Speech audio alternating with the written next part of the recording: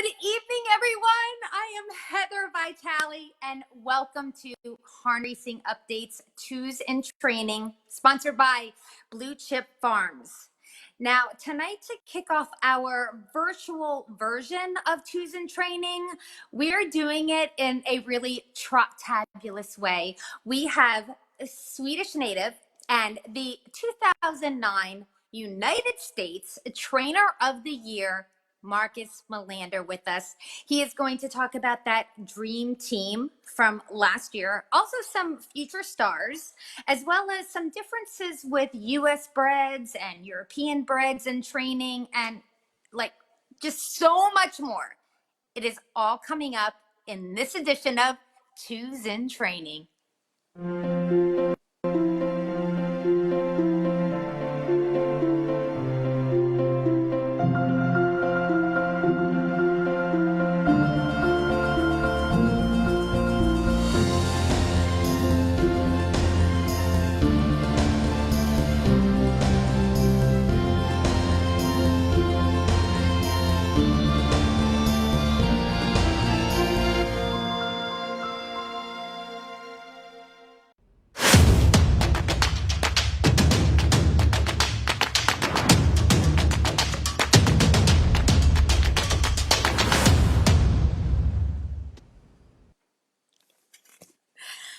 Who would have thought that I would have to be doing my Twos in Training series virtually, but here we are.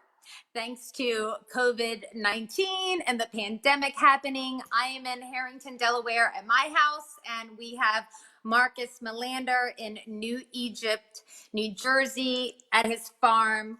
Marcus, we might as well address that first. How's it going with the pandemic, and how are you coping with it? We stay at the farm, go to the grocery store, and otherwise we'll just, keep ourselves here. So we stay inside, and yeah. Are you binge watching anything? Sorry? Are you binge watching anything like Netflix or anything like that? Oh yeah. It's a lot of movies, TV series, and stuff like that. So yeah. How about the horses? Has it changed up your training routine, or what's up with that? No, they've been training the same. We follow the schedule. Obviously, some of the 3-year-olds were, planned to qualify beginning of April, but those we had to change a little bit. But otherwise, we've been, doing the same. We're just keeping training them, and hopefully we can get racing soon. So with everything going on, what do you have as far as concerns about the 2020 season? Yeah, I mean, it's not good, this, of course, but it's not for any business, or any sport. So hopefully it's, the worst is over, but you can never know. And hopefully we can get racing here in May. But, if it will happen in June, then it will be in June. So hopefully, at least if we can get this going, that would be great. Yeah, absolutely. So, in 2018, you were United States Rising Star of the Year. Then in 2019, United States Trainer of the Year. You had 332 starts with over 5 million in purses earned. I mean, that's huge. So if you're just looking back at the last 2 years, what are some of the highlights for you? Yeah, it was, it was a really great year last year, and everything been going very fast. So, and last year was, it was crazy good. So I was talking to my son yesterday, and I told him, I said, look, I need a favor. You cannot interrupt me on Thursday night. I'm going to be doing a Facebook Live, and just stay in your room. And he says, well, who are you interviewing? And I said, Marcus Melander. And he says to me, oh, I know that guy. That is the guy with the badass trotters. So I thought, you know what? That's a pretty good title right there. The guy with the badass trotters. How do you like that? Yeah, like we only have trotters at the moment. I had like one or two pacers some years, but coming from Sweden, it's where we only have trotters in Europe. We concentrated on those horses. I like the pacers too, but definitely, I've been better with the trotters so far. But yeah. So when we look back at last year, 2019, so you've got Greenshoe, Gimpanzee, Green Manalishi. When you walk in the barn, do you sort of have to pinch yourself and think like, is this like real life? Yeah, it was an amazing year with those three horses. It will be tough to happen that again, to have those three kind of horses the same year. Uh, so it was, it is three amazing horses. They show that on the track, and yeah, I'm just very happy that I had the privilege to train those horses. Yeah, we're going to get a little update on each one of them now. So we'll start out with Greenshoe. Of course, he was the 3-year-old trotter of the year, also the overall trotter of the year. He's a winner of over $1 million, took that mark of 149 and 4. What is he up to for 2020? The Hanover Shoe Farm in Pennsylvania, and his book was full, and got a great mare to breed to, and yeah, I'm very excited to see when he's foals gets born, and hopefully train some of his babies in the future. Totally. Yeah, I know I'm excited about seeing that because it was such an experience to watch him race. So to watch his babies, it's going to be really cool. So let's move on to a Gimpanzee. So Gimpanzee, the interesting thing about him is that, of course, he's a winner of over $1 million. But in 2018, he was the 2-year-old trotting colt of the year. But he was kind of overshadowed by Woodside Charm. And that was in 2018. Now, in 2019, he has a stablemate named Greenshoe. Gimpanzee is not ready for the breeding shed. I know that. So I guess the big question is 2020 the year of the monkey? Yeah, I mean, like a horse like Gimpanzee made almost 1.8 million lifetime, and he doesn't really have got the cred that he should have, because like Greenshoe was the horse, he was the tree, but Gimpanzee, when he won like the Yonkers Trot last year in 53 at Yonkers, I don't think Greenshoe would have done that mile, and he's just an amazing horse, and I think he'll have a great season. He comes back great, and I can't wait to get him racing. So hopefully that happens soon. Now, another horse, of course, is Green Manalishi is the other one we want to touch on. Another millionaire, has a mark of 115.3. He is not racing. I'm sorry, he is still racing, but he's not doing it for your stable, correct? For 2020. That's correct. That's correct. We had him here all winter, but his plan was to race a couple of races here in the spring in the US, and then bring him to Sweden.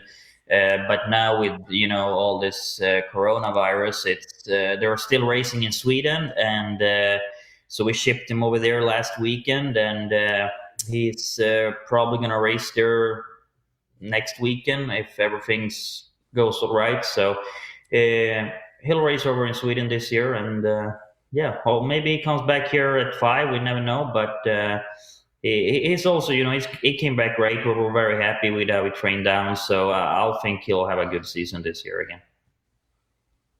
Now, the one thing obviously about the three of them is that what they have similar is they're all 3-year-old trotting colts last year.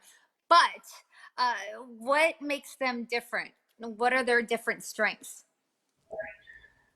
I mean, they were all kind of different. Greenshoe was, he had a lot of energy, and Gimpanzee pretty laid back on the track and so on. Green Manalishi, he was, it was a big horse, nice to drive and all of that. So they were all different. So, and like I said before, it was three amazing horses, and yeah, it's tough to get one of those each year, and we got three in 1 year. So it was yeah, it was. Like I said before, I was really happy that I had the privilege to train those three.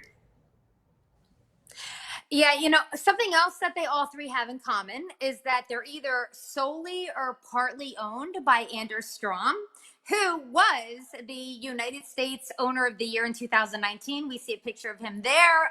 The Kentucky fraternity with Greenshoe there in the winner's circle.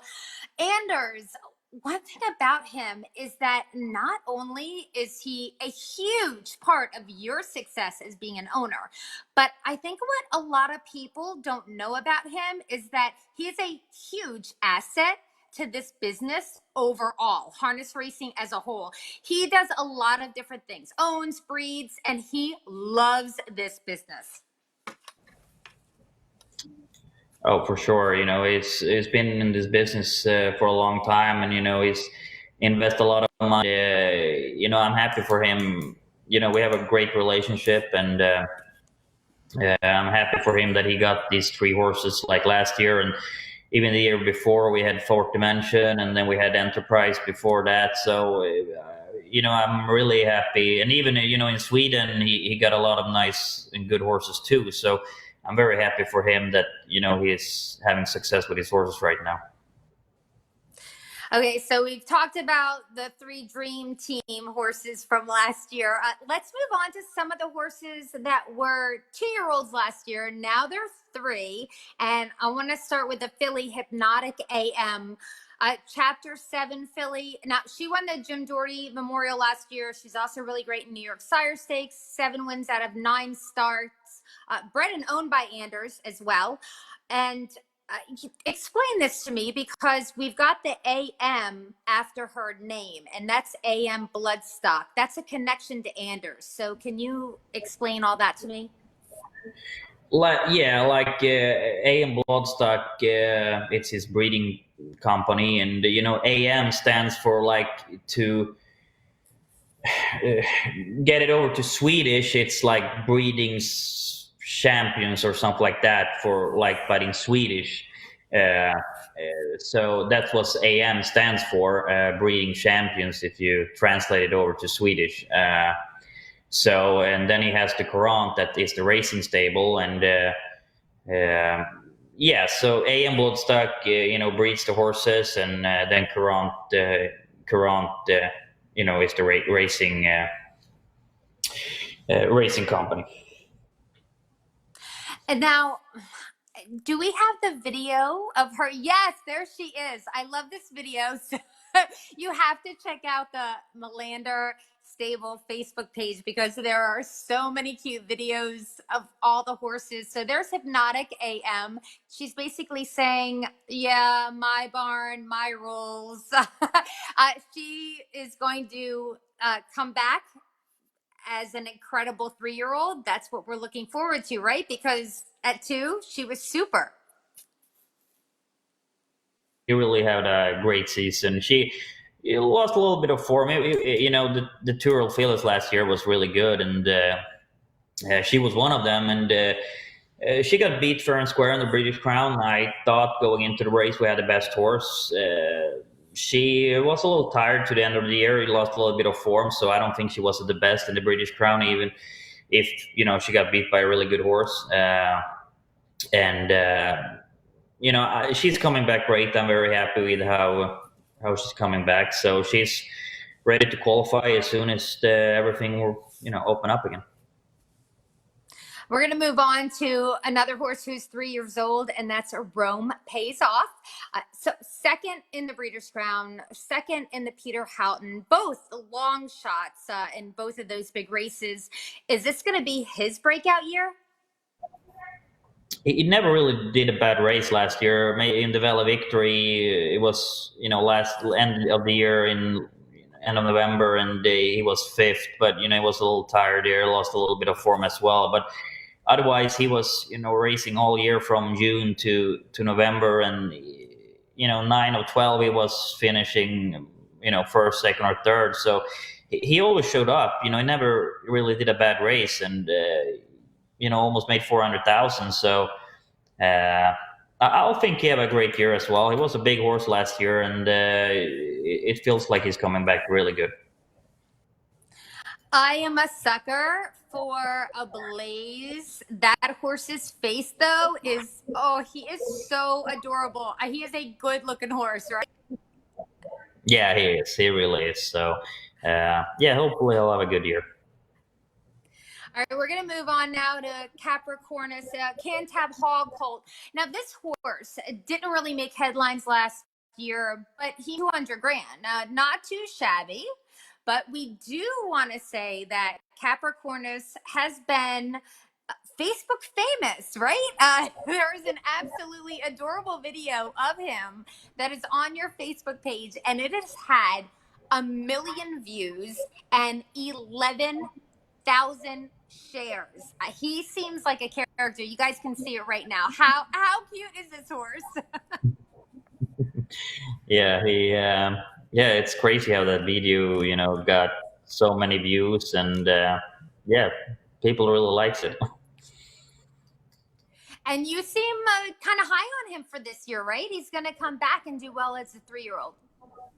Yeah, he raced really good last year in all of his start. He was only, half length behind Big Ol and Real Cool Sam in Lexington the second week, and it was also a horse that always showed up. He won a couple of races and showed up in those big races, even if he didn't win them. And then he was sick in the British Crown, but he's a horse that he'll show up in those big races, and I think he'll have a good year. All right, so of course, this is twos in training. So we want to get to our 2-year-olds. And overall, how many do you have in the barn? And then how many of them are freshmen? We have around 60 horses, and 43 of them are 2-year-olds, and the rest of them are 3-year-olds or 4-year-olds. It's 3 4-year-olds, and the rest are 3-year-olds. Okay, now I feel like we need to kick off this conversation about the 2-year-olds with Damien, of course, who sold for $8 million at Lexington. Of course, his mom is Danae. He's a Muscle Hill colt. All right, his mom's Danae, won the Hamiltonian Oaks in 2007. But the one thing about him is that he is a full brother to a very, very special horse. So who is that full brother? And tell me about Damien a little bit. He is a really nice horse. I mean, he wouldn't be a nice horse, good looking horse, at least if it cost $1 million. But even if it cost $1 million, it's not sure that, you're going to be good for that. But he trains really good at the moment, and we're happy with him. He's very nice to drive and train, and he got a lot of energy, like a lot of young colts have. But I'm very happy with him so far. Yeah. So, of course, his full brother's Propulsion, which, if you guys out there don't know, Propulsion is a European superstar, multi-million-dollar winner. Of course, that's one of the reasons the horse goes for $1 million.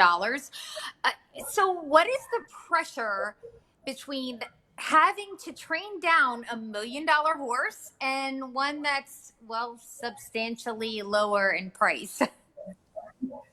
I don't feel any pressure at all, actually. I mean, it's the owner were planning first to bring the horse to Sweden, and but then they changed their mind and left him here. And I don't feel any pressure, really. I mean, of course, it costs $1 million, but for me, it's you cannot put him in that. You really cannot go think, oh, this one cost $1 million. It's that's not how it works. So I don't feel any pressure, really, to be honest. Oh, well, good for you, because I would be feeling it. So that's why you're 2019 Trainer of the Year, and I'm not. Yeah. We're gonna move on to our Muscle Hills. Take This Society, another Muscle Hill colt, $475,000 at Harrisburg, and the mom is a That's Not My Name. Yeah, he really nice colt. We had a sister the year before, and luckily the owner that bought him, wanted me to train this colt, and was very happy that he wanted that. We're very happy with him so far. He's done everything right, so he feels like a really good horse, and hopefully he is too. So we're going to move on to a Muscle Hill filly now, a Matra AM. And this is the AM that we talked about before with Anders. This is a first foal out of this mare, actually. Now, this filly was born in Sweden. So I have to ask you, how does this work? Okay, so she's a homebred.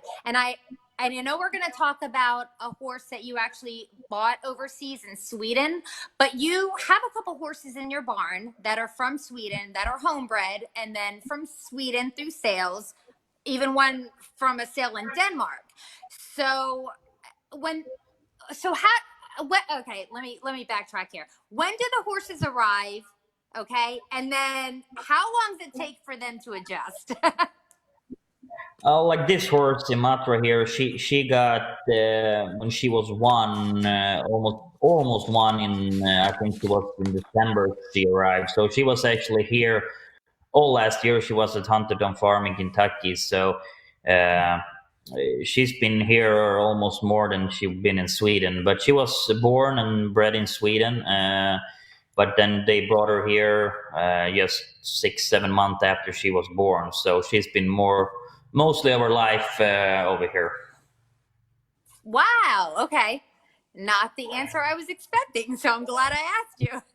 And as far as like adjusting, I mean, maybe like her, not specifically, but other horses when they come over from Europe, how do they adjust here? Is it fairly quickly? Yeah, usually it is. It's a long trip, of course. They can lose a little bit of weight, but uh, usually they're handling it very good. All right, we're going to move on to Ineffable, a Cantab Hall filly out of Jolene. She went for $600,000 at Lexington. Actually, the first night I was there, I was like, oh my gosh, she's beautiful. We know her dam, Jolene. She dominated as a 2-year-old. Now, this is the second foal out of Jolene. All right, Ineffable. I got to tell you, I had to look up the name to figure out what does this mean. It means too great to be described in words. So is Ineffable actually living up to her name? Yeah, she super nice filly. I mean, we really liked her already at the sale. She went for a lot of money. So far, I think she's worth it. We're very happy with her, how she's been training down, and so far so good. All right. How about we see Ineffable right here training. So far so good. There she is. So coming up now to talk about illicit funds, Cadabra filly out of Pure Ivory. She was $335,000 at Harrisburg. Now, Pure Ivory, millionaires. She's a Canadian champ. And this filly, Illicit Funds, is actually a full sister to Forbidden Trade, the 2019 Hambletonian winner. So I don't know how well you deal with having to hear about 2019 Hambletonian, but that was so yesterday, right? With Greenshoe, Yeah, I the favorite going into that race. I'm sorry, yeah, what? I tried to forget. We're over that. Yeah. Yep. But the thing about it is you've got the full sister now to Forbidden Trade. She looks good right there in that video. So tell me about Illicit Funds. She's been very nice. From the day we brought her home from Harrisburg. very light on her feet. She moves good, nice to drive. So far, we're very happy with her. All right, we'll move on to Dancing in the Dark, M. Now, this is a Readily Express colt. All right, $70,000 at Lexington. Now, the colt was born in Lexington. So how does this work? I'm going to ask the obvious question. This is semen being shipped from Readily Express, right? Exactly, frozen from Sweden. So he stands in Sweden stud. So they've been shipping his a frozen semen and bred him over here. Now, Readily Express, for those who don't know, obviously, this horse is a huge European superstar, won the Prix d'Amérique a couple years ago. So there is Dancing in the Dark M. Now, you actually have a few foals that are European, that have European sires in the barn. You've got Readily Express, Maharaja as well. How do these foals compare to the horses that are U.S. foals? Are there any differences? Not so far. We have a couple of Maharajas. We have one Relay Express, but all of these are following the schedule we set up for them, and so far it's they're as the same as the ones over here. So no, they're nice horses, and I think they'll have a 2-year-old season. All of them, at least how they're feeling right now. All right, we're going to move on to some Father Patricks. Obviously, Father Patrick is, you have a fondness for them because Greenshoe is a Father Patrick or is a Father Patrick. So Badensky, colt out of Southern Senorita, $200,000 at Lexington. This is her first Father Patrick foal, and actually Badensky is a half brother to Guccio, who won $1 million. Yeah, his pedigree is really good. It speaks for itself, and he's done everything right so far. Very nice to drive, and I'll think it's a really good colt, and he'll have a good season. And a lot of his brothers been good, so yeah, good pedigree and nice looking horse. I'll think he'll have a good season. All right, another Father Patrick horse is Incentive. So $150,000 at Lexington. And the dam is Tanya's Dance. This is her first foal. Yeah, he was a really nice looking colt in Lexington. He got the same lines as Greenshoe, Father Patrick on a Donato Hanover mare, and training down very good so far. We're very happy with him. No, super happy with him. He's done everything right, like I said, and I'll think he'll have a good year. All right, now we're going to move on to a Father Patrick filly here. Well, after we take a look at Incentive there. All right, Father Patrick filly, IXIA, MACULATA. And now this is the one that came from the Swedish sale. So she was 550,000 SEK. Now I had to use one of my lifelines for this and phone a friend and find out that that's about $55,000 US dollars. Is that right?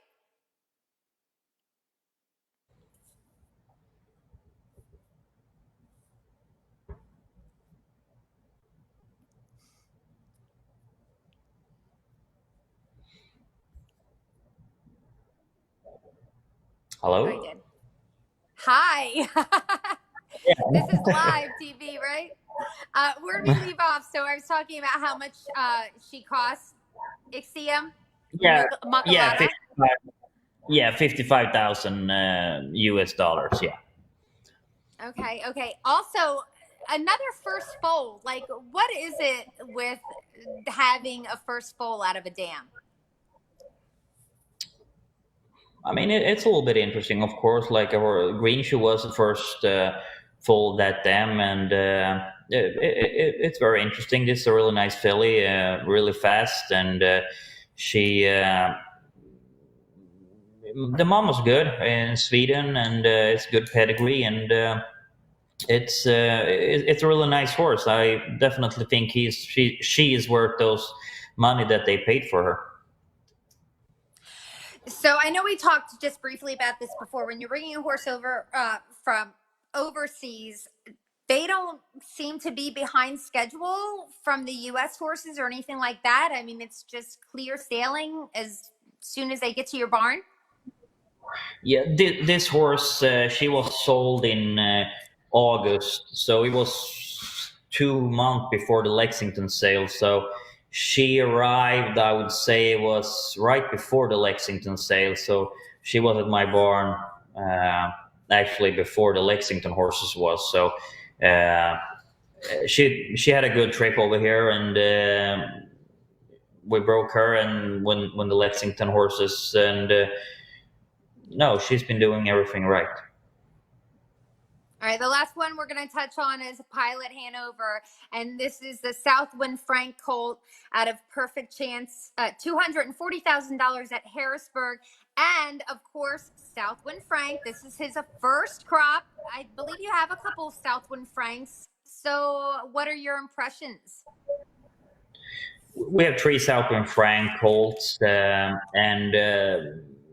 I'm very happy with all of them. Actually, this is a really nice colt. You know, done everything right from the beginning. It's nice to drive, and so far, like I said, I'm very happy with the Southwind Franks, and I definitely looking to buy some other ones in the fall. Okay, now we've talked about your dream team. We've talked about the 2-year-olds turning 3. We've talked about the babies. Now, let's talk a little bit about you and the fact that you are so young with having so much success. And I'm sure that your phone is ringing off the hook. People are calling you, wanting you to take their horses to train.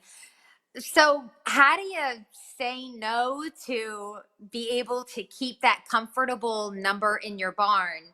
And, what is that comfortable number?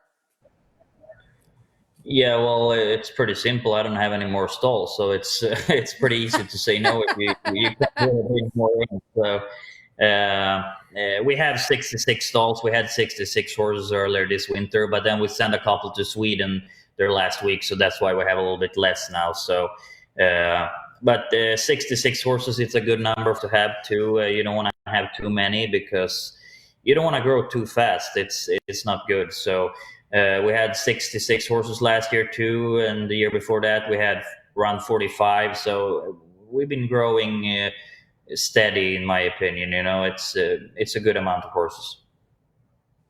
And you have owners that are like from everywhere, and especially like in Europe. Are you constantly on the phone? Do you have like the phone glued to your ear, or do you do email, video? How do you do communication with your owners? Yeah, it's mostly when we talk, it's it's in the afternoon because obviously we train all morning, and otherwise we're having text conversation and all of that. So yeah, everything works good. Okay. I know that you're from Sweden.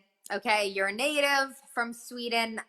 And you grew up learning the business from your uncle, Stefan Melander, who, of course, won a Hambletonian with Scarlet Knight. Give me a little background there. Yeah, I quit school after I was 15 and started to work for him then. I worked there until I moved here 2014. And I learned a lot, of course, and it's a little bit different over there because you don't raise so many 2-year-olds as we do over here. So that I learned a lot when I moved over here and worked for Jimmy Tactor, and then after that season I worked for him. I planned everything during my own head, and yeah, then you develop yourself all the time. I mean, I'm not fully learned even now. Even if we had a good year last year and the year before that, you're still learning stuff every day. So it will take time before I'm really fully learned.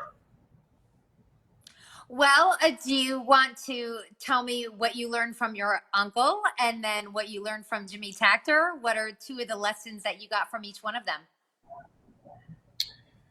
Well, it's probably the same, that you really have to train the horses to get successful. You can't just go out there and go 2 miles and think you'll be done. Every time we train, we're out over an hour, and you really have to train the horses. They're athletes, and they really need that training to perform well on the track when they're racing. Okay, so this is the big question. You are Swedish, but now you do live in America. So what would you rather win, the Elite Lap or the Hambletonian? It's a tough question for sure, but I'd say Hambletonian. It's because now I live here, and it's yeah, I would say that. But of course, I would like to win the Elite Club as well. Okay, fair enough. We'll take that. We'll take that as an answer. I too would like to win both. Just putting it out there to the universe. All right, we've got some viewer questions. And by the way, I just want to thank everybody for sending their questions into Harness Racing Update. We had so many of them. I couldn't give Marcus all of them. So we're going to give him a few of them. Okay, first of all, let's see. We've got Charles Foster from Saratoga Springs. Greenshoe won the Dan Patch Award Trotter of the Year, and he beat his stablemate Gimpanzee in the Hambletonian and Kentucky Futurity. However, Gimpanzee beat Greenshoe in the 2019 Breeders' Crown and never raced against Greenshoe on a half-mile track where Gimpanzee is undefeated. If Greenshoe had raced against Gimpanzee on a half-mile track, who would have won? Yeah. To be honest, I don't think it's a better horse than Chimpanzee on a half-mile track. So I'll think he would have won. It will be a very good horse to beat Gimpanzee on a half-mile track, because his technique and how he handles it's just so good at it. I'll think he's the best horse right now on a half-mile track for sure. Okay. All right, now we're going to give you another question. This one's from Craig Delaney, and he asks, congratulations on a fantastic season. Hope this finds you and your staff healthy. Of course, hindsight is 2020, but do you think the 3 weeks off prior to the Hambletonian caused Greenshoe to be so up and almost uncontrollable? I feel it cost him the Horse of the Year title, losing that race. He seemed to find himself when he got back on a regular race schedule, and Brian did a fantastic job with him. Yeah, Brian did an awesome job with that horse, and or we all did, caretaker and the whole team.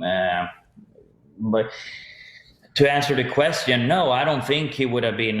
After the Stanley Dance Tour, he was already then pumped up. As soon as he got to the Meadowlands, he got worse and worse every or worse. But he got more pumped up for every time he raced there. And directly after the race, when he won the Stanley Dance Tour, Brian told me, we shouldn't race anymore until the Hambletonian, and I agreed. So it was both me and Brian's decision to do that. And if I could change that, no, I wouldn't have. Even if Ron Garfine thinks I should have raced him the week before, I would never do that. So I would never change it. I did what I did. It was me and Brian's decision, and if the race would have been elimination the week before, it would have been different. But then maybe the horse got really pumped up because there was a lot of horses, a lot of people that went to look at that horse that day, in the paddock, and the atmosphere in that paddock that day, I think he got a little bit nervous about that. So to answer the question, no, I would not change what we did. No. All right. Okay, now we've got a question from Howard Pierce. Without revealing all your secrets, which, by the way, I'll get some secrets from you later after the show's over, Marcus. What are the main qualities that you look for when inspecting yearlings? Do you use a consultant for recommending yearlings? And do you subscribe to any certain pedigree theories? I'll look at mostly all the trotters, take some of them out. That's not, the pedigree is not quality worthy for us to look at. But we'll look at 90% of the horses in the sales, and I like to look at the horse first before I watch the video, and I like to see how the individual, stands and all of that.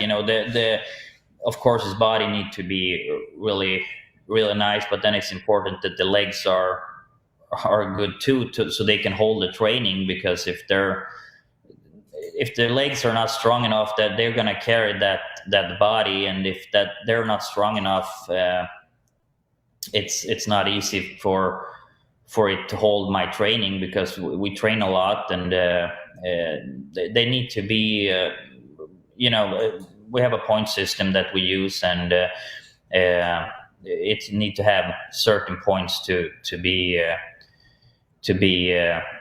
approved for buying it. All right, we're going to move on to Andrew Bett's question here. So we've got, when do your 2-year-olds start going near race speed when training together? Do you like them to finish together?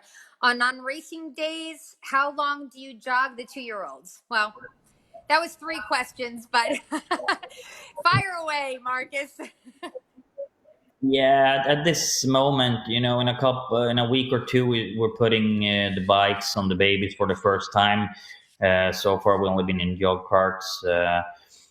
We train them, sometimes, not every time we train them, we go a little bit the last quarter and let them finish together, and not every time, but every other time we do that, and it works good. Non-training days, we jog about 4 miles with them, and it's they're that mostly just so they get to moving. It's when we train the jog days. It's just for the horses to go out there and relax, and feel happy, really.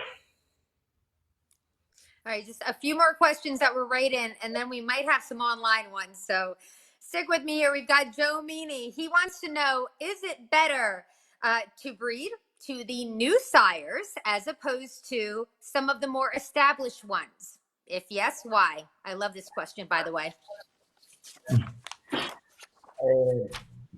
I mean, of course, it's always exciting with new sires, but it's a safeguard if you have, and you can breed to Muscle Hill, that you always is a horse that produce stars.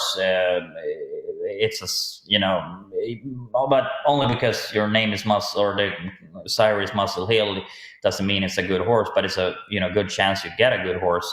But I like new sires, especially those that stands here, and those that like Greenshoe, and like this year with new sires, Southwind Frank, Bar Hopping.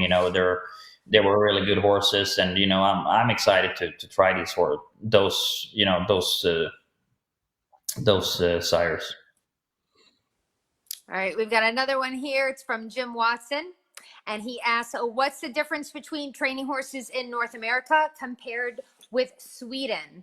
And I want to add to this. So, do you train in North American style, or do you train in Swedish style, or a little of both? I would say a little bit of both. Like I said before, it's not that.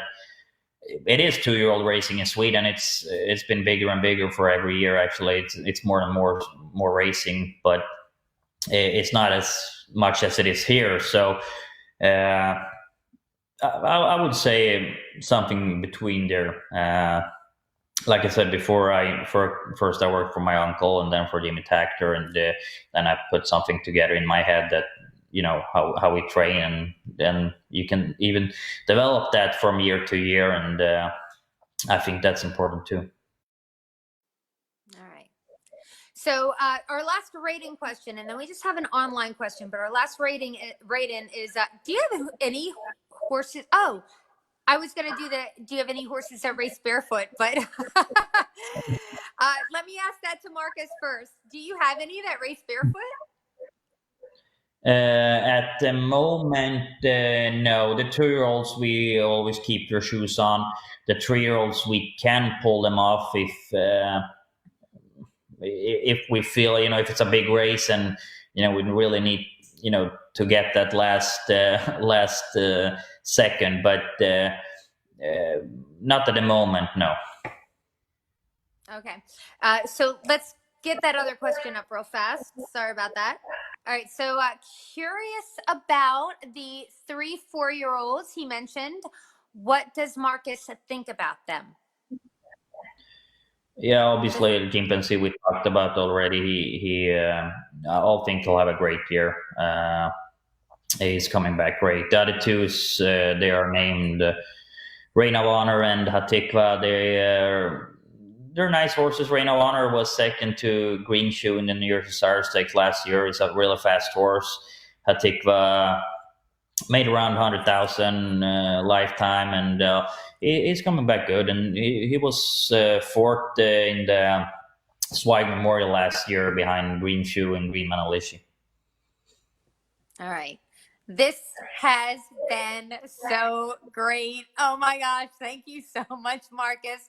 Before I let you go, I just want to go over some headlines real quick with Harness Racing Update, because tomorrow we want to make sure that you guys are reading HRU. Brett Sturman interviews Mark Weaver about the Burke Brigade and how they're navigating the COVID-19 pandemic. Hanover Shoe Farms investigating Hanover Shoe Farms is investing in an integrity fund. Former USTA chairman Paul Fontaine calls for the current USTA chair to be recalled, and Joe Feraldo responds.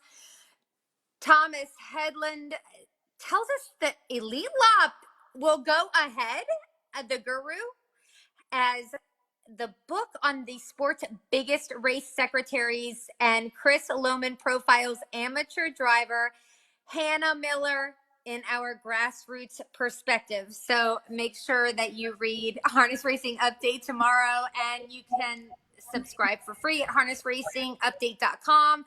Thank you so much to Blue Chip Farms for sponsoring this. Of course, to Marcus Melander, you are so great.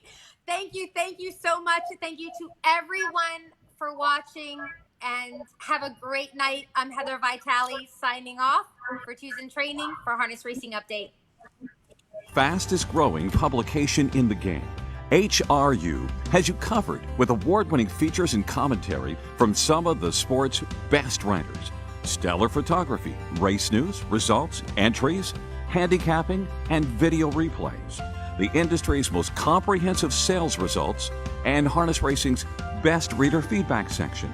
And it's all delivered free of charge to your email box multiple times each week. See why HRU is the most trusted news source of the sport's most important people from all facets of the industry.